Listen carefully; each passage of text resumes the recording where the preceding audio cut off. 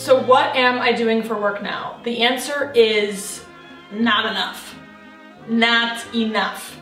No, I'm making this because I wish more people who were vague and cryptic about where their rent comes from would. If you missed my video on turning 28, I think it's very important to model the behavior you want to see, and it's time to fess up. Let me go first down the runway. And also just provide an update now that it's officially the 2-year anniversary of me quitting my corporate job, and I never thought I'd be in this position today. I do have some developments about my employment situation, but one thing that hasn't changed even since before I worked my corporate job is that I rent out some of the digital space that I occupy on here to a few choice companies. And today it's Thrive Market.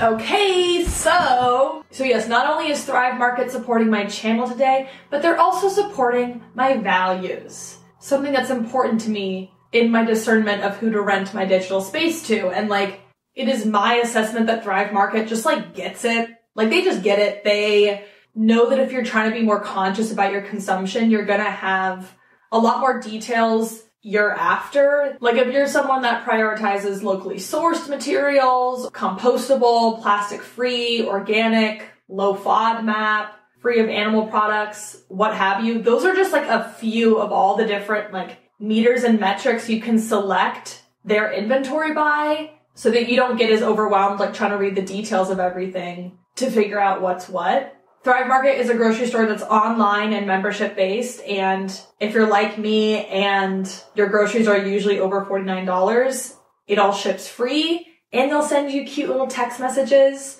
along the way reminding you of what's going on. It's carbon neutral. They're packaged in a zero waste warehouse. They'll even, and I'll get a clip of this, they even let you know who packaged this. Darcy did mine. So thank you, Darcy, truly, because I got so many goodies for dishwashing, nose blowing, laundry, skincare. It's not just food. They have cleaning supplies, non-toxic beauty and makeup, kids products, organic supplements, personal care items, snacks, all that. And as of February 2024, Thrive Market is the first online-only retailer to accept SNAP EBT because they're really trying to keep things at the most accessible price point they can. Check out the savings on my order. And if you find a lower price for any of their stuff elsewhere, they will match it. I'm sure there are plenty of goods on Thrive that you already use in your everyday life. And if you want 30% off of them, instead of buying them full price elsewhere, you can use my link, thrivemarket.com/Katherout. Who else? And you'll get a free gift worth up to $60 and 30% off your very first order. So thank you, Thrive Market, for enabling my earthy habits. May they enable yours. And now let's get back to what's happening with my employment status. Okay, you guys, the jig is up. I was never really unemployed. Spiritually, I was. Emotionally, psychically, I have embodied the lesser known definition of unemployed, which is detached, carefree, unblocked, unmoored, untethered. Like I have, in mindset alone, felt more unemployed than ever, okay? I am not beholden to any one employer. I am my own person. However, it's come to my attention that materially, my unemployment was a falsehood. Because the second I quit my job, I was gaining funds through my Harvard unemployment grant. So really, in some way, I have been employed as a researcher by the Harvard Department of Unemployment Studies. And that's why I come to you robed as an academic. I cannot disguise the true nature of my occupation. At best, I have been part-time unemployed, part-time self-employed. So my apologies for that. My apologies for that. What Harvard also didn't consider is that my unemployment was jeopardized by the hobbies I accidentally monetized when I was 14. You see, I have been employed since before it was legal. I was working for Style Hall, mainly for free. And occasionally, some companies would send me PR headbands in the mail. But my situation is just different because a couple of the outlets I choose to express myself, namely YouTube, TikTok, etc., do produce revenue. I am signing contracts. I do have a talent manager. I have affiliate codes, etc. Honestly, not enough. I'm seeing some of these lifestyle girlies, their affiliate game is rock hard. Like, they are affiliate entrepreneurs, okay? That is what we should call influencers. Affiliate entrepreneurs, actually.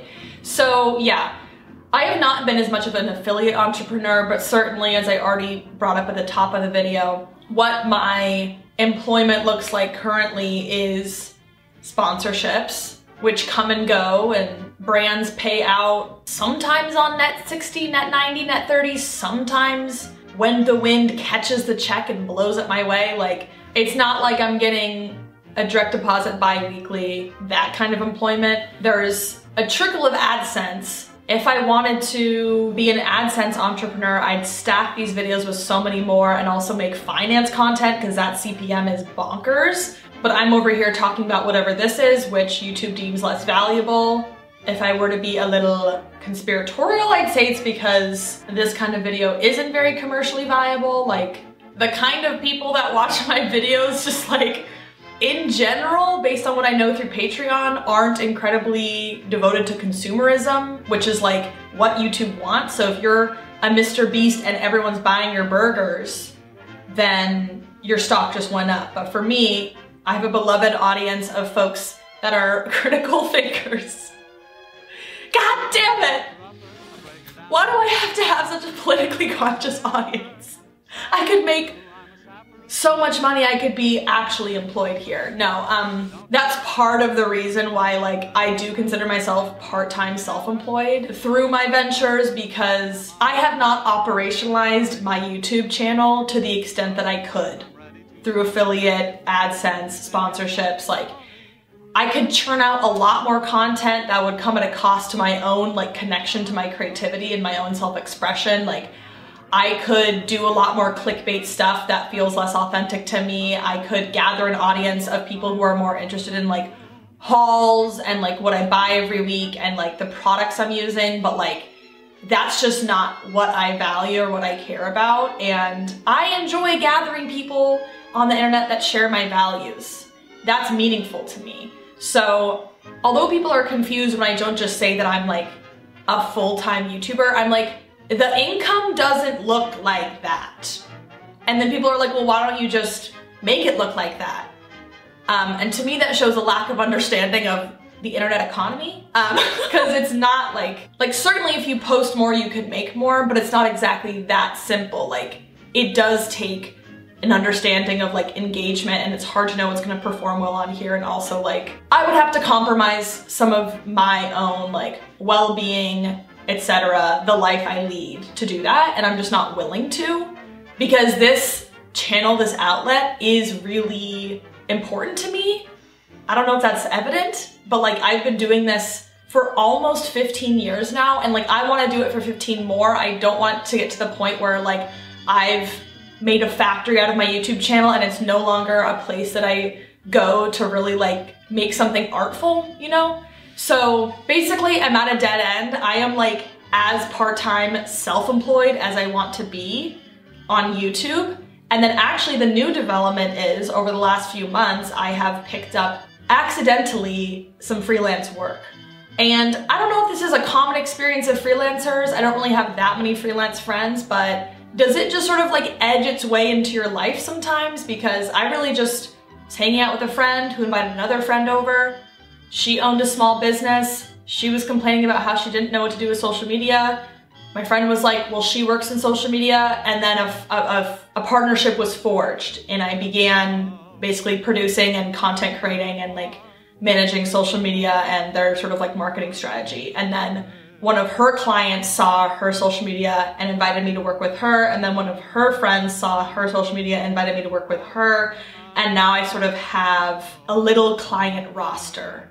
So if you or anyone you know in the Seattle area or anywhere in the world really needs help, like, brainstorming, producing, shooting, editing, publishing, promoting, like, digital content, drop me a line. My Gmail is almost out of storage, but I have space for you. Katherout@gmail.com. Please do not abuse that. It remains in perpetuity, as it is always said at the bottom of the description of every one of my videos, for business inquiries only, okay? There have been attempts at family genealogy through my inbox. That's got to stop. It was sort of surprising to me that folks would even want to bring me on in that freelance capacity, because to me, like, posting, being a poster, the skill difficulty is low. Like, I still maintain to this day, like, doing this work, the stress level is never as high as, like, the problem solving and the bullshit that a corporate job, like, put me through. If you do not feel that way about your job, also drop me a line at katherout@gmail.com, because I want to know. That's for later, but I was genuinely like, oh, why would people pay me for this? Like, it is, to me, it's like, oh, anybody can post on social media. That's the whole thing. It's like democratized, where anyone, as long as you have any type of digital device, you can take photo, video, and put it out there. But apparently that's how you make a business, is something that comes easily to you that doesn't come easily to other people, and they hire you to fill that gap. So I still feel like a little bit of a fraud, where I'm like, just kind of la-di-da-di-da in my little Final Cut Pro, CapCut, like dee-dee-dee. But actually, like, learning video editing software, there is a learning curve there, and it's like, I haven't even learned Photoshop. So I guess I get it in some capacities, but it's been novel and rewarding, like, helping people get over their fear of putting themselves out there, because it's a long journey to, like, unmasking online and really delivering the way that you deliver out there. So that's what I try to help them with, and then ultimately they're just all local women starting their own businesses. They've quit their bullshit jobs, and so it's like kind of a jury of my peers, and they're all like 10, 20 years down the line for me, so it's been really inspirational to get to know them, if nothing else. If nothing else. And amazing to work with people who I can be my whole self around and can send emojis in our texts and emails. Like, it's not a hyper-professional, like, contrived environment, and that's been really, really refreshing. So shows me some other examples of, like, how I could be employed, but even so, with that and with YouTube alone, I would not be able to pay my bills consistently, which is where the uplifting, good faith, vibrant space of Patreon comes in. Thank you if you're watching this and you're in the Patreon. I think you already know how good it can be in there when we do our little crush town halls. It's literally so fun, you guys. I have people sign up if they have a crush to talk about, and then we do a live stream where I bring them on and I moderate the story of what's going on, and then everyone in the chat is, like, encouraging. We've had people reach out to the one that got away. We've had people get engaged to their crush. We've had people, things move fast. We've had people make moves, end things, set boundaries. Like, it's delightful and indulges my limerence just enough that I don't have to participate in myself, so thank you for that. And then we do the book club every month. We're reading an amazing book called Arrangements in Blue, Loving and Living Alone, which is like a hybrid reflection on what the author has learned about love through Joni Mitchell's Blue, that album, and also her experience being single and living alone for the last 22 years. She's 44 and has not dated anyone since 22. So if that's up your alley, you want to know what we read next, join the Patreon. Like, it's been cool to sort of, like, break down some of the parasocialism by actually having you guys join Zoom calls and get to know, like, what's going on in your lives and your own media analysis. Like, it's so fulfilling, and facilitating the book club is, like, the favorite way that I am employed right now. And it may be that forevermore. Like, if I could turn that into full-time job that paid, like, I don't know, $60K a year, I'd be ecstatic. But again, I could do what a local woman here does and charge $400 to join her Artist Way course, but that's, like, antithetical to, like, what I believe about, like, creativity and accessibility and all that and more. The book club right now is $10, which is, like, towards the top end of what I'd want to charge for that, and maybe I should raise it to account for inflation, etc. But anyway, that's another outlet and gives me a lot of stability, but still I am making like a part-time level of income, and Harvard now recognizes that income as a violation of the terms of my unemployment grant. So they have terminated it effective immediately, and I now need to supplant that income with a real full-time job. I'm re-entering the workforce. I know I said I was gonna do it like this time last year. I made that whole video about my job hunt. I applied to like 15 jobs, did not get a single interview, and then the freelance income kind of floated me a little longer. So somehow my savings had not run out. But now, without the grant, the pot is empty. It's time to go get some doubloons. I wish this were Neopets and I could just go to the Giving Tree or whatever it was called and win a paintbrush and my life would be amazing. But Neopets is now owned by the Church of Scientology, and I need to let a company own my labor again. Yeah.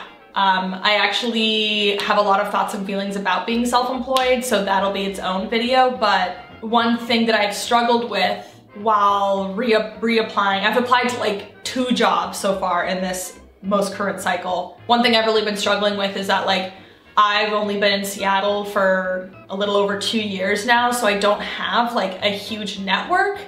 And from what I know from the people around me and the way that I got my last job is it's a bit of an interpersonal situation. Typically people put you on. You can just get jobs by applying out of the blue, messaging people on LinkedIn, etc. I'm doing that too, but it's really powerful and it also feels really good when you're able to help someone out and get them a job. So if you want to get that joy and sense of accomplishment from helping someone you watch online find regular income again, and you wouldn't mind being my coworker, again, drop me a line. I need to make merch that just says drop me a line. I'm actually full-time employed in self-promotion. That's like what I feel like I'm doing all the time. I'm like promoting my own video projects. I'm promoting my comedy stuff. I'm promoting my employability. So yeah, and if you're like, wait, but what kind of job does she want? Pretty much anything non-technical. So I've gotten job offers for, and I've like worked in the areas of like program management, marketing, sales, comms, admin, like customer facing stuff, public facing stuff, like that's all in my bag. I'm not really looking to get back into tech unless it's like more media than it is software. So yeah, if you have any ideas, any leads, email me. If you get referral bonuses, you could get one of those. It's kind of funny doing this because I've never seen a YouTuber do it before, but I put on my Instagram story asking like, hey, has anyone ever found a job on Instagram? Because like clearly we're finding housing and subleases and roommates on Instagram. Like why aren't we doing jobs on there too? And people are like, oh no, like I'm using Instagram like LinkedIn. So I'm like, at this point, every social media app has been LinkedInified. So let me briefly participate in that. So yeah, I know the job hunt is demoralizing. Through my podcast, Revelatorium, did an episode on rejections and like heard from so many of you that have spent 12, 14, 16 months, 18 months job hunting to no avail, and like it's gonna be a little miserable. So if you'd like to help me find it a little less miserable, that would be very compassionate and cool. So yeah, do not be afraid to put yourself out there. That's what this is. That's what this means. That's what that means, is doing this. This is one version of that. Check out Thrive Market at the link in the description. I need to go wash my dishes with my new brush, and I'll see you all next time. Thanks so much for watching. Katherout.